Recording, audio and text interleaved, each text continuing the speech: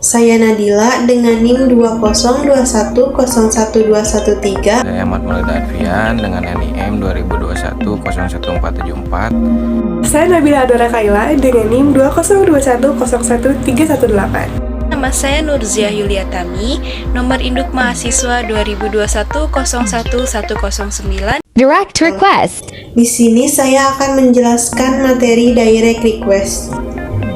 Direct request dapat diartikan sebagai suatu kegiatan yang dilakukan oleh seseorang atau organisasi kepada pihak lain untuk meminta berbagai informasi penting dengan sesegera dan dengan menggunakan berbagai media komunikasi yang ada, termasuk media elektronik. Atau dengan kata lain, direct request adalah pesan yang membutuhkan jawaban cepat. Penyusunan direct request. Yang pertama ada pembukaan. Di dalam pembukaan ini harus menyatakan permintaan secara lebih khusus yang memungkinkan pembaca dengan mudah dan dapat memahami maksud dari isi pesan tersebut. Kemudian selanjutnya penjelasan rinci. Di dalam penjelasan rinci ini harus membuat kalimat pertama di bagian pertengahan surat yang dibuat dengan berorientasi pada pemberian manfaat bagi pembaca. Kemudian yang terakhir itu penutup. Sebaiknya diisi dengan suatu permintaan beberapa tanggapan khusus, lengkap dengan batasan waktunya dan ekspresi terhadap apresiasi. Salah satu contoh direct request adalah surat pengaduan atau claim letter. Di sini artinya kita meminta klaim karena pesanan yang dipesan tidak sesuai, yang apabila dibiarkan kita akan dirugikan. Maka dari itu, kita akan mengirim surat pengaduan tersebut. Meski begitu, menulis surat pengaduan pun ada hal-hal yang harus diperhatikannya. Berikut adalah salah satu contoh surat pengaduan atau claim letter. Bad news. Pada kesempatan kali ini, saya akan memaparkan materi mengenai bad news. Pada dasarnya, berita buruk atau bad news merupakan pesan yang kurang menyenangkan. Namun, tetap harus kita sampaikan dengan memperhatikan aspek-aspek yang dapat mempengaruhi dampak dari komunikan atau penerima surat. Dalam penyampaian bad news, kita memerlukan strategi-strategi yang perlu kita perhatikan. Yang pertama, penyampaian bad news itu sendiri. Bagaimana pemilihan kata yang kita gunakan untuk menyampaikan bad news? Sebisa mungkin, kita harus tetap menjaga kata-kata yang kita gunakan agar tetap terkesan jelas dan tidak menimbulkan kesalahpahaman antara komunikator dan komunikan. Yang kedua, mengenai penerimaan pesan bad news. Penerimaan pesan bad news harus disampaikan dengan baik kepada komunikan agar komunikan tetap merasa dihargai walaupun pesan atau informasi yang kita berikan merupakan berita buruk. Hal ini juga dapat mempengaruhi dampak surat bad news atau berita bad news yang kita sampaikan terhadap komunikan tersebut. Yang ketiga, menjaga goodwill dengan komunikan.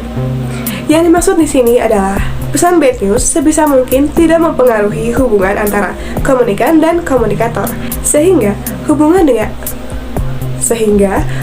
antara komunikator dengan komunikan tetap terjalin dengan baik dan tidak adanya kesalahpahaman yang dapat membuat hubungan antara komunikator dan komunikan memburuk.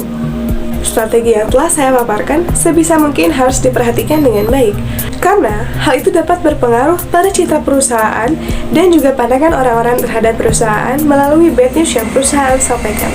Selain itu, terdapat juga cara-cara yang dapat digunakan ketika penyampaian bad news. Yang pertama, pendekatan secara langsung atau direct approach. Yang kedua, pendekatan tidak langsung atau indirect approach. Yang pertama merupakan pendekatan langsung atau direct approach. Walaupun relatif jarang digunakan, namun pendekatan langsung juga memiliki suatu keuntungan, yaitu komunikan relatif hanya memerlukan waktu yang singkat untuk sampai kepada ide pokok dari bad news tersebut. Biasanya, bad news diawali dengan pernyataan dari bad news itu sendiri, lalu diikuti dengan alasan-alasan yang mempengaruhi mengapa bad news tersebut disampaikan, dan yang terakhir adalah penutupan positif dengan kata-kata yang bersahabat. Yang kedua merupakan pendekatan secara tidak langsung atau indirect approach. Pendekatan ini merupakan pendekatan yang lazim digunakan oleh komunikator dalam menyampaikan pesan bad news atau pesan yang kurang menyenangkan kepada komunikan. Pendekatan secara tidak langsung biasanya berisikan yang pertama, pembukaan, hal-hal yang terdapat pada penyampaian pesan secara tidak langsung, yaitu yang pertama adalah pembukaan. Yang kedua, diikuti dengan alasan-alasan yang mendukung keputusan negatif. Yang ketiga, pernyataan bad news itu sendiri. Yang keempat, merupakan penutupan positif yang bersahabat. Berikut merupakan contoh surat bad news secara langsung, yang diawali dengan pernyataan bad news, lalu diikuti dengan alasan-alasan pendukung bad news, dan ditutup dengan penutupan positif yang bersahabat. Berikut merupakan contoh dari penyampaian bad news secara tidak langsung, yang diawali dengan pembukaan, lalu diikuti dengan alasan-alasan pendukung bad news, lalu terdapat pernyataan bad news itu sendiri, dan penutupan positif yang bersahabat. Hal terakhir yang harus diperhatikan dalam penyampaian bad news adalah menciptakan komunikan atau center tone. Dalam penyampaian bad news, menyangkut nada atau intonasi memberikan kontribusi yang cukup penting bagi efektivitas dalam penyampaian pesan-pesan bisnis. Good news. Kesempatan kali ini saya akan menjelaskan atau mempresentasikan surat good news. Surat good news pada umumnya yaitu surat yang menginformasikan atau pemberitahuan kabar baik atau berita yang menyenangkan. Di sini ada contoh surat good news di area pekerjaan seperti penerimaan lamaran pekerjaan, lalu ada bonus tunjangan hari raya, lalu ada juga promosi jabatan atau kenaikan pangkat, lalu juga ada seperti penghargaan kepada karyawan terbaik. Lalu juga di good news juga ada contoh good news di suatu produk seperti informasi mengenai kabar yang baik untuk suatu produk seperti pemberian diskon produk, lalu juga ada kupon produk, diskon produk, lalu juga ada pembelian 3 produk gratis 1 produk, lalu juga ada seperti pembelian produk dengan harga tertentu akan mendapatkan bonus seperti kalender, lalu juga ada aksesoris dan sebagainya. Lalu selanjutnya ada goodwill. Goodwill yaitu merupakan perasaan positif yang dapat mendorong orang untuk menjaga hubungan dengan baik.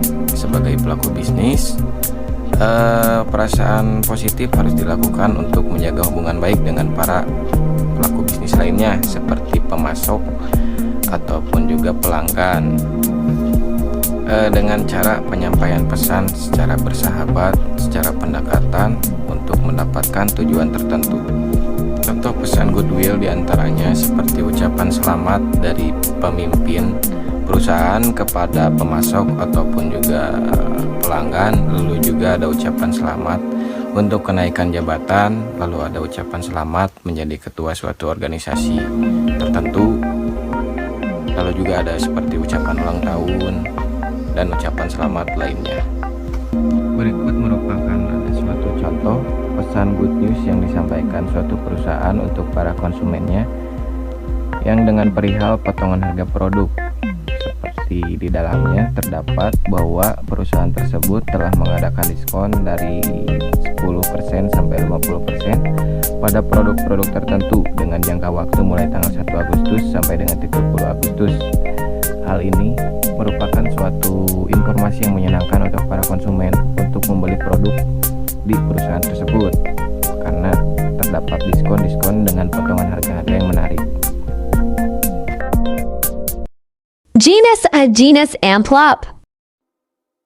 Dalam pengiriman surat secara lazim menggunakan amplop, baik yang berukuran kecil, sedang, dan panjang. Amplop berfungsi sebagai salah satu penjaga kerahasiaan isi surat. Pengiriman surat, proposal, dan laporan bisnis dalam amplop merupakan bagian dari etika berkorespondensi. Selain sebagai wadah pengiriman surat dan etika berkorespondensi, fungsi amplop juga sebagai sarana promosi perusahaan. Hal ini dikarenakan logo, nama, dan alamat perusahaan pengirim surat pasti tertera pada amplop surat tersebut. Amplop dapat dikelompokkan berdasarkan wujud, ukuran, dan penggunaannya. Berdasarkan wujudnya, amplop dapat dibedakan menjadi 2. yaitu amplop biasa dan amplop berjendela. Berdasarkan ukurannya, amplop dapat dibedakan menjadi 6, yaitu amplop resmi, amplop kartu, amplop bisnis, amplop pendek, amplop panjang, dan amplop besar. Berdasarkan penggunaannya, amplop dibedakan menjadi 3, yaitu amplop katalog, amplop mata berkait, dan amplop kancing bertali. Amplop berjendela biasanya digunakan untuk tagihan atau keperluan resmi. Seperti namanya, amplop ini memiliki lubang di sisi depan amplop yang memungkinkan penerimanya untuk dapat melihat kertas di dalamnya. Biasanya, amplop ini hanya memiliki 1 jendela, namun ada juga yang memiliki 2 jendela. Amplop biasa terbuat dari kertas atau kertas yang dikeraskan. Sebuah amplop mungkin cukup kecil untuk membuat kamu harus melipat kertas yang akan masuk ke dalamnya, atau bisa lebih besar dari kertas yang ingin kamu masukkan sehingga kamu tidak perlu melipatnya. Amplop bisnis merupakan salah satu jenis amplop yang bercirikan pada bagian kopnya ada nama dan logo perusahaan yang memiliki atau menggunakan amplop tersebut. Biasanya digunakan untuk mengirimkan surat kepada rekan bisnisnya. Amplop kartu ialah amplop surat pembungkus yang biasa digunakan untuk membungkus berbagai kartu ucapan dengan ukuran yang beragam.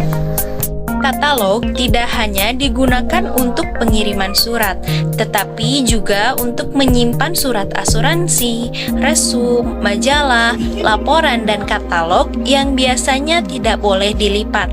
Jenis amplop ini seperti buku biasa dan memungkinkan tampilan penuh dari dokumen di dalamnya.